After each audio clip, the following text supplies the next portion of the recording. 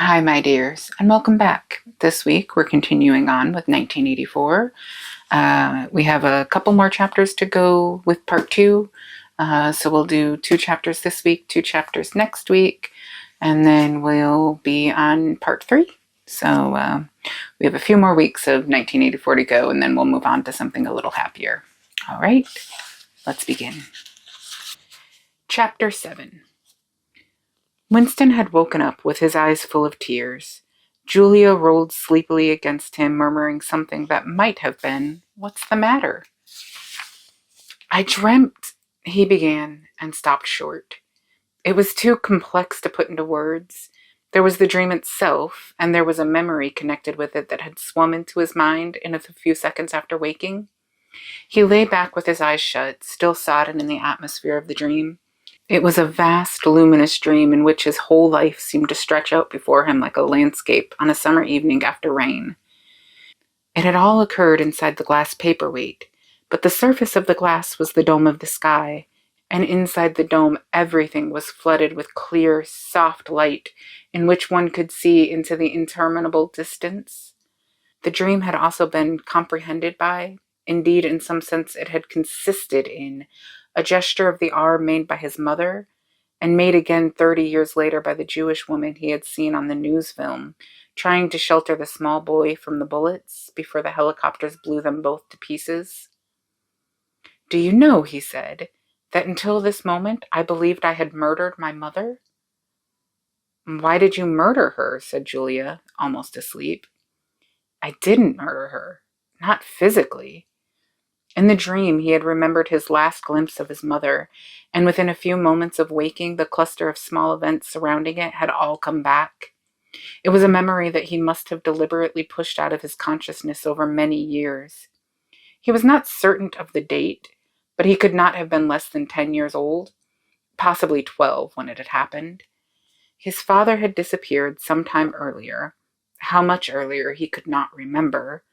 He remembered better the rackety, uneasy circumstances of the time, the periodical panics about air raids and the sheltering in tube stations, the piles of rubble everywhere, the unintelligible proclamations posted at street corners, the gangs of youths in shirts all the same color, the enormous queues outside the bakeries, the intermittent machine gun fire in the distance. Above all, the fact that there was never enough to eat.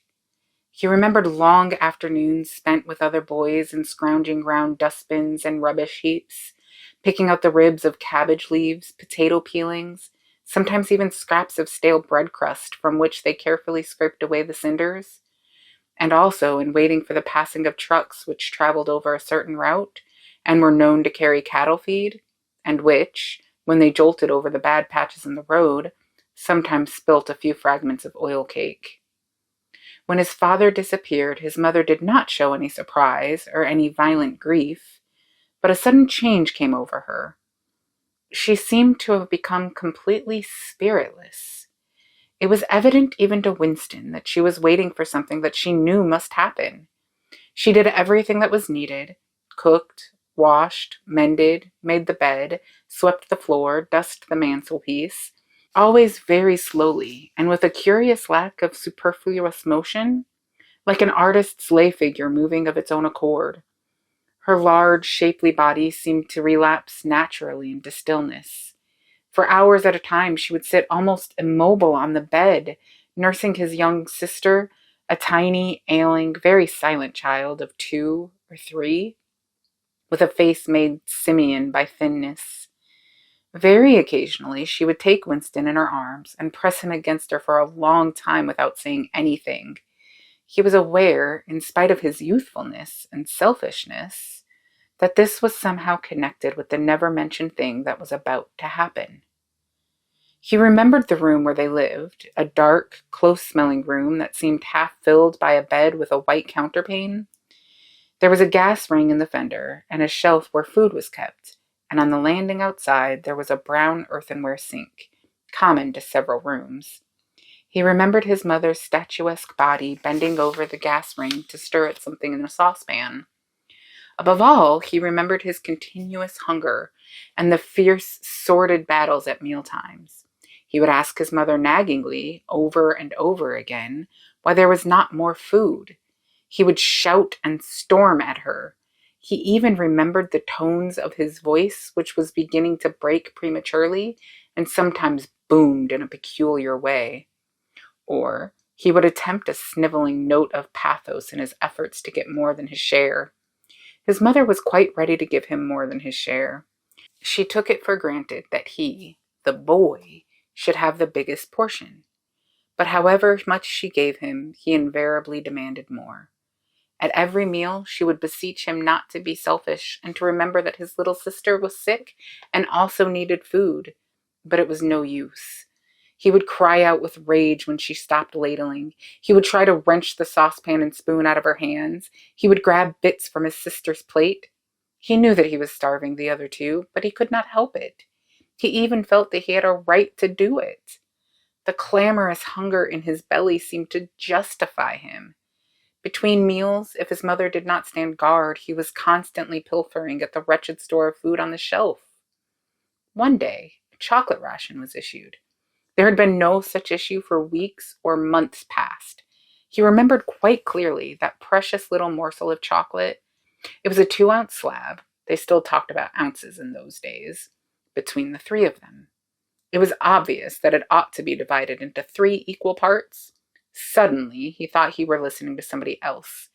Winston heard himself demanding in a loud, booming voice that he should be given the whole piece. His mother told him not to be greedy. There was a long, nagging argument that went round and round with shouts, whines, tears, remonstrances, bargainings. His tiny sister, clinging to her mother with both hands, exactly like a baby monkey, sat looking over her shoulder at him with large, mournful eyes. In the end, his mother broke off 3/4 of the chocolate and gave it to Winston, giving the other quarter to his sister. The girl took hold of it and looked at it dully, perhaps not knowing what it was. Winston stood watching her for a moment. Then, with a sudden swift spring, he had snatched the piece of chocolate out of his sister's hand and was fleeing for the door. "Winston! Winston!" his mother called after him. "Come back! Give your sister back her chocolate!" He stopped, but he did not come back. His mother's anxious eyes were fixed on his face. Even now she was thinking about the thing he did not know what it was that was on the point of happening. His sister, conscious of having been robbed of something, had set up a feeble wail. His mother drew her arm round the child and pressed its face against her breast. Something in the gesture told him that his sister was dying.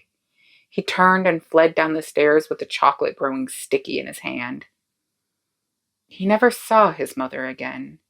After he had devoured the chocolate, he felt somewhat ashamed of himself and hung about in the streets for several hours, until the hunger drove him home. When he came back, his mother had disappeared. This was already becoming normal at that time. Nothing was gone from the room except his mother and his sister. They had not taken any clothes, not even his mother's overcoat.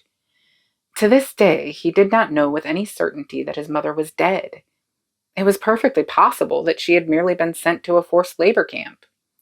As for his sister, she might have been removed, like Winston himself, to one of the colonies for homeless children, reclamation centers they were called, which had grown up as a result of the Civil War.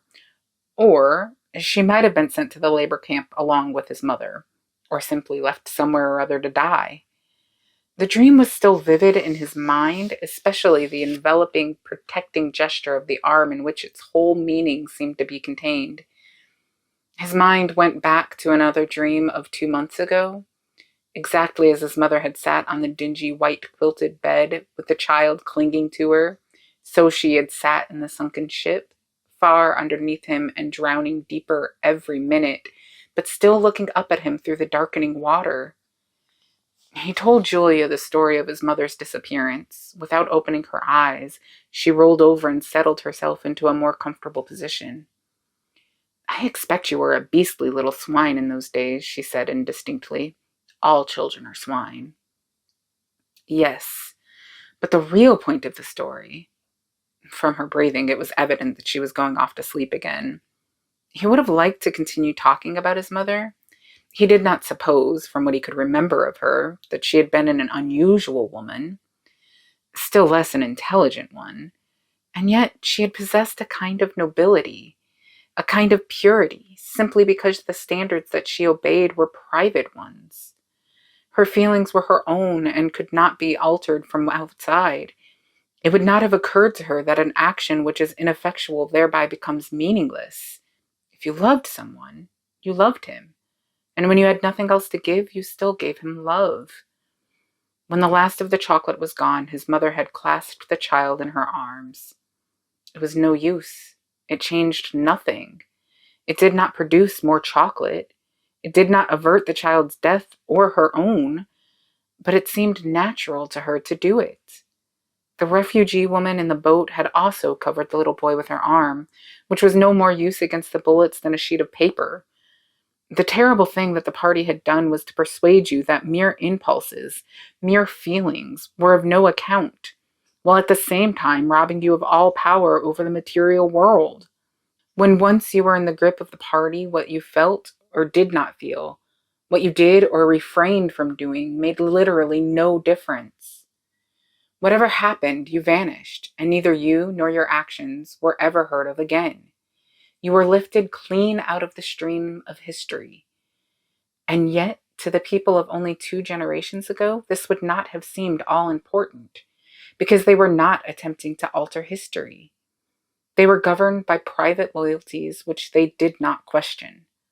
What mattered were individual relationships, and a completely helpless gesture, an embrace, a tear, a word spoken to a dying man could have value in itself. The paroles, it suddenly occurred to him, had remained in this condition. They were not loyal to a party or a country or an idea. They were loyal to one another. For the first time in his life, he did not despise the paroles or think of them merely as an inert force which would one day spring to life and regenerate the world. The paroles had stayed human. They had not become hardened inside. They had held on to the primitive emotions which he himself had to relearn by conscious effort. And in thinking this, he remembered, without apparent relevance, how a few weeks ago he had seen a severed hand lying on the pavement and had kicked it into the gutter as though it had been a cabbage stalk. The paroles are human beings, he said aloud. We are not human. Why not? Said Julia, who had woken up again. He thought for a little while. Has it ever occurred to you, he said, that the best thing for us to do would be simply to walk out of here before it's too late and never see each other again? Yes, dear, it has occurred to me, several times, but I'm not going to do it all the same. We've been lucky, he said, but it can't last much longer. You're young. You look normal and innocent. If you keep clear of people like me, you might stay alive for another 50 years. No, I've thought it all out. What you do, I'm going to do. And don't be too downhearted. I'm rather good at staying alive.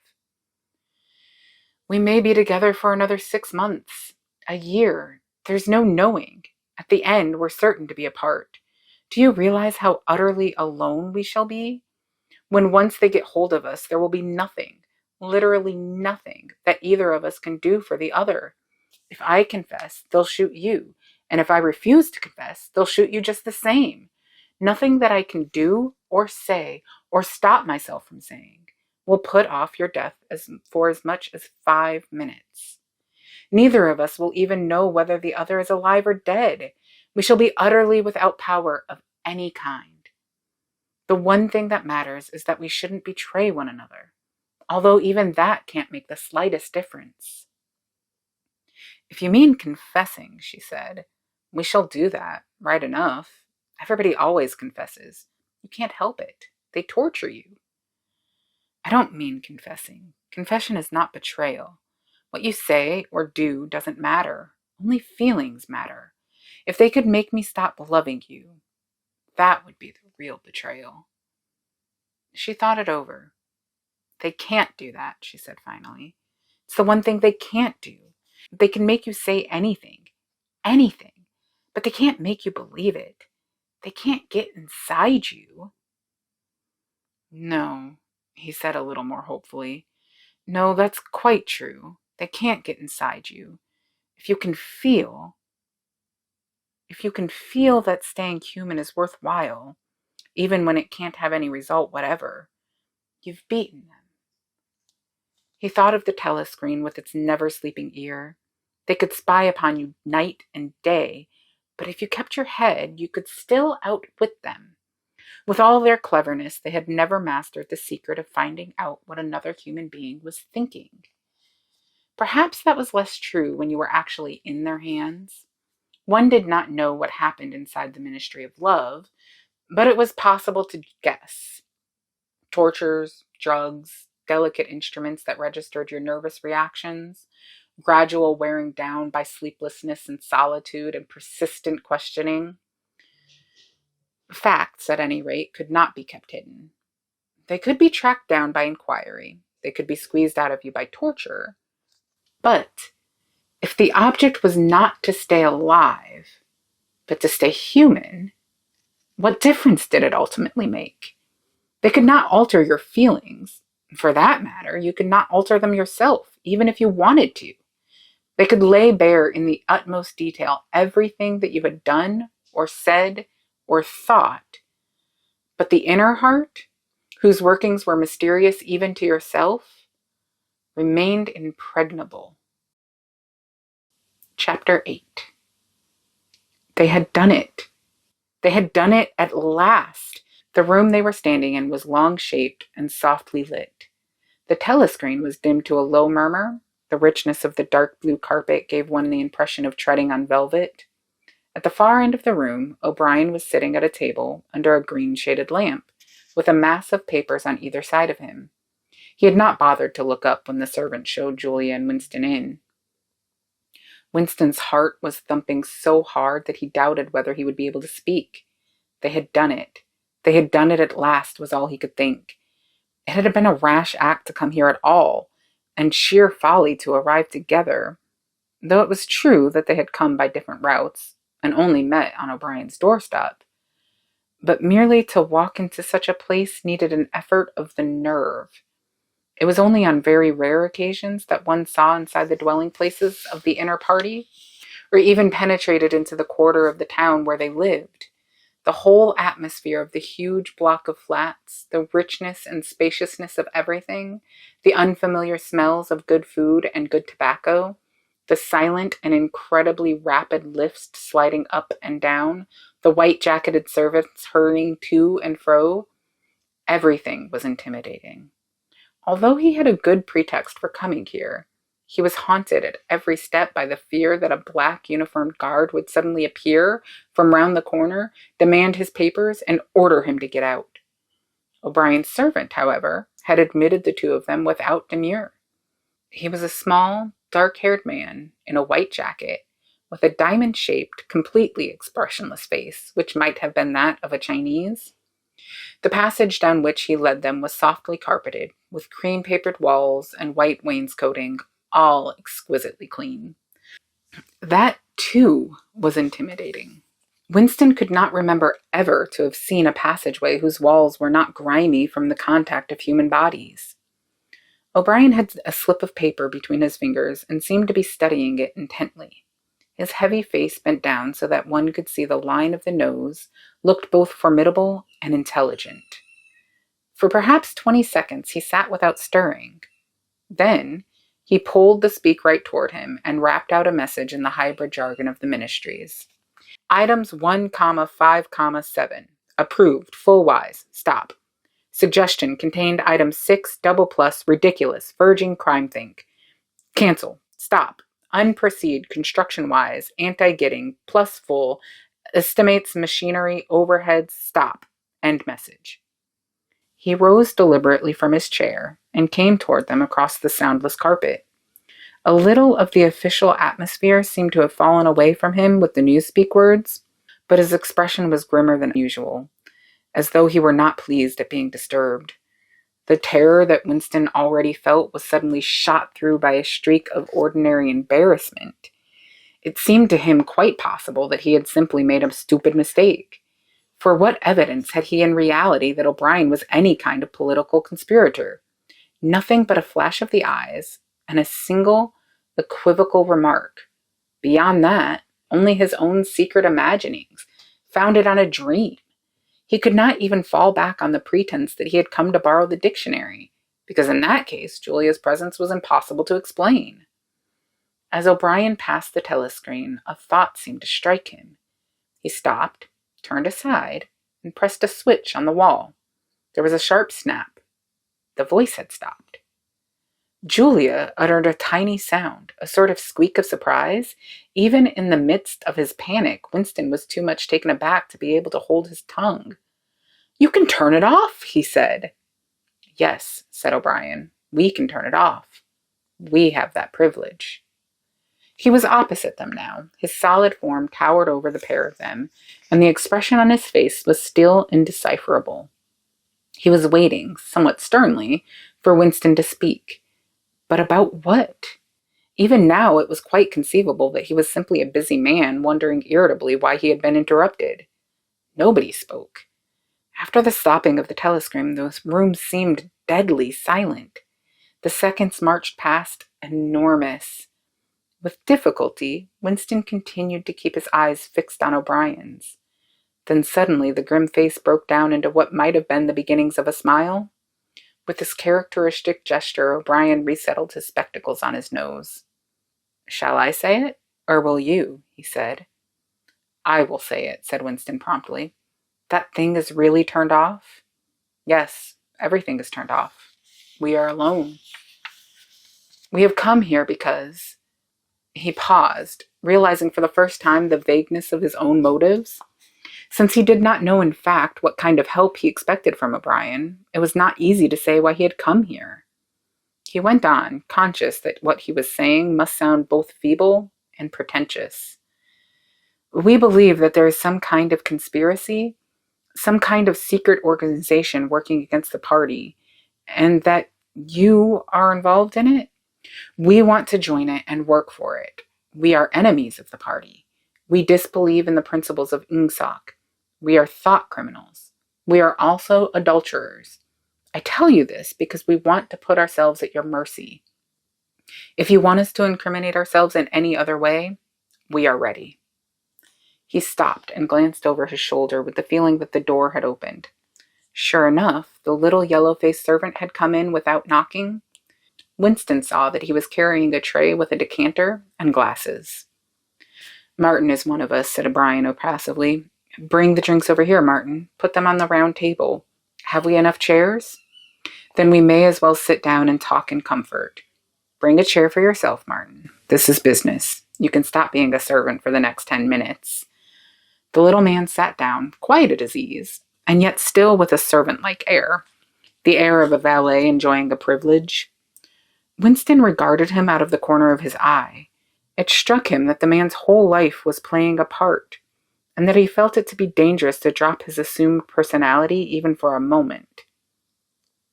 O'Brien took the decanter by the neck and filled up the glasses with dark red liquid. It aroused in Winston dim memories of something seen long ago on a wall or a hoarding, a vast bottle composed of electric lights which seemed to move up and down and pour its contents into a glass. Seen from the top, the stuff looked almost black, but in the decanter it gleamed like a ruby. It had a sour, sweet smell. He saw Julia pick up her glass and sniff at it with frank curiosity. "It's called wine," said O'Brien with a faint smile. "You will have read about it in books, no doubt? Not much of it gets to the outer party, I'm afraid." His face grew solemn again, and he raised his glass. "I think it is fitting that we should begin by drinking a health. To our leader, to Emmanuel Goldstein." Winston took up his glass with a certain eagerness. Wine was the thing he had read and dreamed about. Like the glass paperweight or Mr. Charrington's half-remembered rhymes, it belonged to the vanished romantic past, the olden times as he liked to call it in his secret thoughts. For some reason, he had always thought of wine as having an intensely sweet taste, like that of blackberry jam, and an immediate intoxicating effect. Actually, when he came to swallow it, the stuff was distinctly disappointing. The truth was that after years of gin drinking, he could barely taste it. He set down the empty glass. Then there is such a person as Goldstein, he said. Yes, there is such a person, and he is alive. Where? I do not know. And the conspiracy, the organization, it is real? It is not simply an invention of the thought police? No, it is real. The Brotherhood, we call it. You will never learn much more about the Brotherhood than that it exists and that you belong to it. I will come back to that presently. He looked at his wristwatch. It is unwise even for members of the inner party to turn off the telescreen for more than half an hour. You ought not to have come here together, and you will have to leave separately. You, comrade, he bowed his head to Julia, will leave first. We have about 20 minutes at our disposal. You will understand that I must start by asking you certain questions. In general terms, what are you prepared to do? Anything that we are capable of, said Winston. O'Brien had turned himself a little in his chair so that he was facing Winston. He almost ignored Julia, seeming to take it for granted that Winston would speak for her. For a moment, the lids flitted down over his eyes. He began asking his questions in a low, expressionless voice, as though this were a routine, a sort of catechism, most of whose answers were known to him already. You are prepared to give your lives? Yes. You are prepared to commit murder? Yes. To commit acts of sabotage which may cause the death of hundreds of innocent people? Yes. To betray your country to foreign powers? Yes. You are prepared to cheat, to forge, to blackmail, to corrupt the minds of children, to distribute habit-forming drugs, to encourage prostitution, to disseminate venereal diseases, to do anything which is likely to cause demoralization and weaken the power of the party? Yes.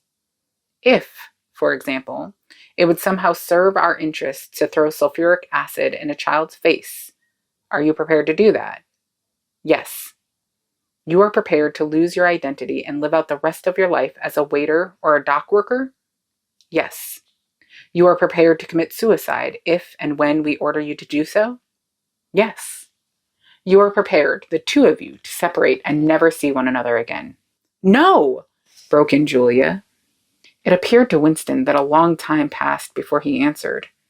For a moment he seemed even to have been deprived of the power of speech. His tongue worked soundlessly, forming the opening syllables first of one word, then of the other, over and over again, until he had said it. He did not know which word he was going to say. No, he said finally.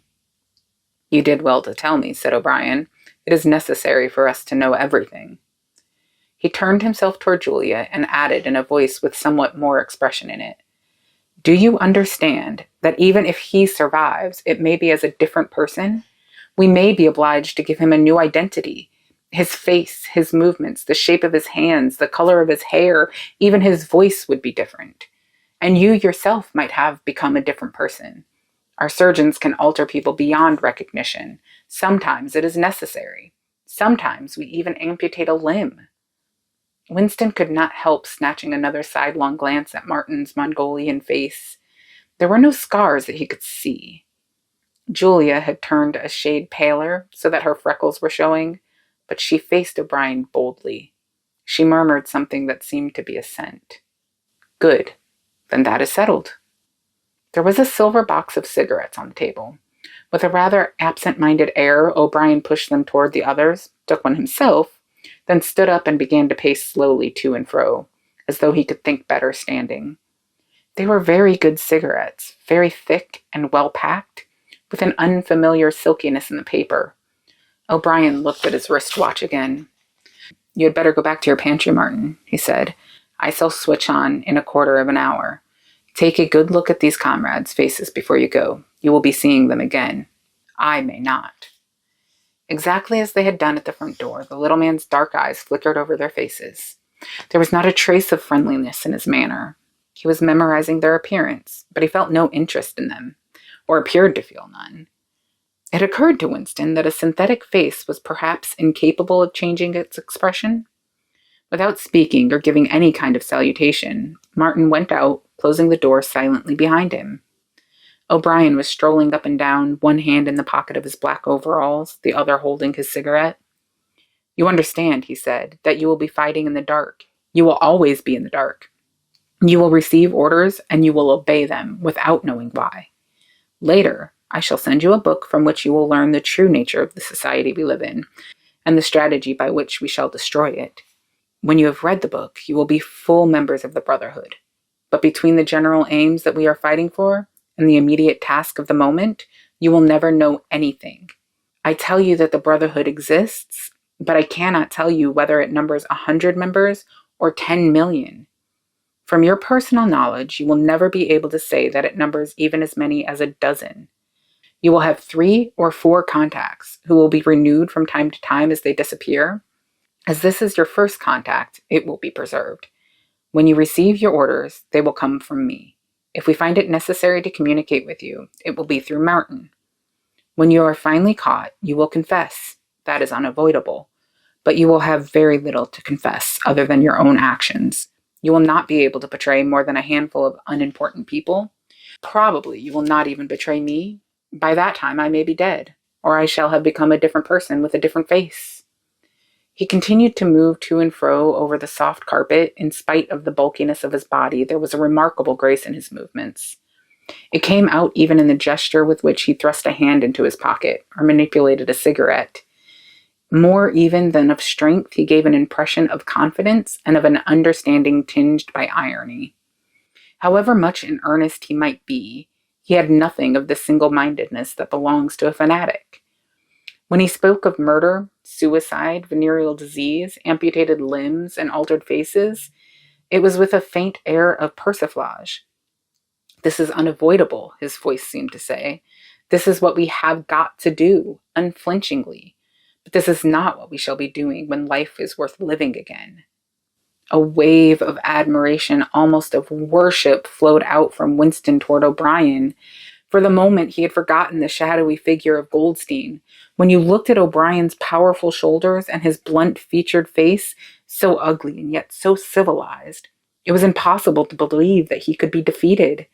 There was no stratagem that he was not equal to, no danger that he could not foresee. Even Julia seemed to be impressed. She had let her cigarette go out and was listening intently. O'Brien went on. You will have heard rumors of the existence of the Brotherhood. No doubt you have formed your own picture of it. You have imagined, probably, a huge underworld of conspirators, meeting secretly in cellars, scribbling messages on walls, recognizing one another by code words or by special movements of the hand. Nothing of the kind exists. The members of the Brotherhood have no way of recognizing one another, and it is impossible for any one member to be aware of the identity of more than a very few others. Goldstein himself, if he fell into the hands of the thought police, could not give them a complete list of members, or any information that would lead them to a complete list. No such list exists.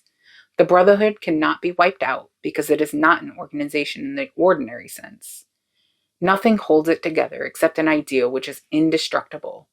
You will never have anything to sustain you except the idea. You will get no comradeship and no encouragement. When finally you are caught, you will get no help. We never help our members. At most, when it is absolutely necessary that someone should be silenced, we are occasionally able to smuggle a razor blade into a prisoner's cell. You will have to get used to living without results and without hope. You will work for a while, you will be caught, you will confess, and then you will die. Those are the only results that you will ever see. There is no possibility that any perceptible change will happen within our own lifetime. We are the dead. Our only true life is in the future. We shall take part in it as handfuls of dust and splinters of bone. But how far away that future may be, there is no knowing. It might be 1,000 years. At present, nothing is possible except to extend the area of sanity little by little. We cannot act collectively. We can only spread our knowledge outwards from individual to individual, generation after generation. In the face of the thought police, there is no other way. He halted and looked for the 3rd time at his wristwatch. It is almost time for you to leave, comrade, he said to Julia. Wait. The decanter is still half full. He filled the glasses and raised his own glass by the stem. What shall it be this time, he said, still with the same faint suggestion of irony. To the confusion of the thought police? To the death of Big Brother? To humanity? To the future? To the past, said Winston. The past is more important, agreed O'Brien gravely. They emptied their glasses, and a moment later, Julia stood up to go. O'Brien took a small box from the top of a cabinet and handed her a flat white tablet, which he told her to place on her tongue. It was important, he said, not to go out smelling of wine. The lift attendants were very observant. As soon as the door had shut behind her, he appeared to forget her existence. He took another pace or two, up and down, then stopped. There are details to be settled, he said. I assume that you have a hiding place of some kind? Winston explained about the room over Mr. Charrington's shop. That will do for the moment. Later we will arrange something else for you. It is important to change one's hiding place frequently. Meanwhile, I shall send you a copy of the book. Even O'Brien, Winston noticed, seemed to pronounce the words as though they were in italics. Goldstein's book, you understand, as soon as possible. It may be some days before I can get a hold of one. There are not many in existence, as you can imagine. The thought police hunts them down and destroys them almost as fast as we can produce them. It makes very little difference. The book is indestructible. If the last copy were gone, we could reproduce it almost word for word. Do you carry a briefcase to work with you? He added. As a rule, yes. What is it like? Black, very shabby, with 2 straps. Black, 2 straps, very shabby. Good. One day in the fairly near future, I cannot give a date, one of the messages among your morning's work will contain a misprinted word, and you will have to ask for a repeat. On the following day, you will go to work without your briefcase. At some time during the day, in the street, a man will touch you on the arm and say, I think you have dropped your briefcase. The one he gives you will contain a copy of Goldstein's book. You will return it within 14 days. They were silent for a moment. There are a couple of minutes before you need go, said O'Brien. We shall meet again. If we do meet again. Winston looked up at him. In the place where there is no darkness, he said hesitantly. O'Brien nodded without appearance of surprise. In the place where there is no darkness, he said, as though he had recognized the allusion. And in the meantime, is there anything that you wish to say before you leave? Any message? Any question? Winston thought. There did not seem to be any further questions that he wanted to ask. Still less did he feel any impulse to utter high-sounding generalities. Instead of anything directly connected with O'Brien or the Brotherhood, there came into his mind a sort of composite picture of the dark bedroom where his mother had spent her last days, and the little room over Mr. Charrington's shop, and the glass paperweight, and the steel engraving in its rosewood frame. Almost at random, he said, Did you ever happen to hear an old rhyme that begins, Oranges and lemons, say the bell of St. Clement's? Again, O'Brien nodded. With a sort of grave courtesy, he completed the stanza.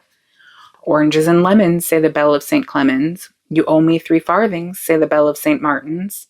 When will you pay me, say the bells of Old Bailey. When I grow rich, say the bells of Shoreditch. You knew the last line, said Winston. Yes, I knew the last line. And now I'm afraid it's time for you to go. But wait, you had better let me give you one of these tablets. As Winston stood up, O'Brien held out his hand. His powerful grip crushed the bones of Winston's palm. At the door, Winston looked back, but O'Brien seemed already to be in process of putting him out of mind. He was waiting with his hand on the switch that controlled the telescreen. Beyond him, Winston could see the writing table with its green-shaded lamp, and the speakwrite, and the wire baskets deep laden with papers. The incident was closed. Within 30 seconds, it occurred to him, O'Brien would be back at his interrupted and important work on behalf of the party. And with that, my dears, we'll leave it off for this week and finish up part 2 next week. I hope you come back to join. Thank you, and goodbye.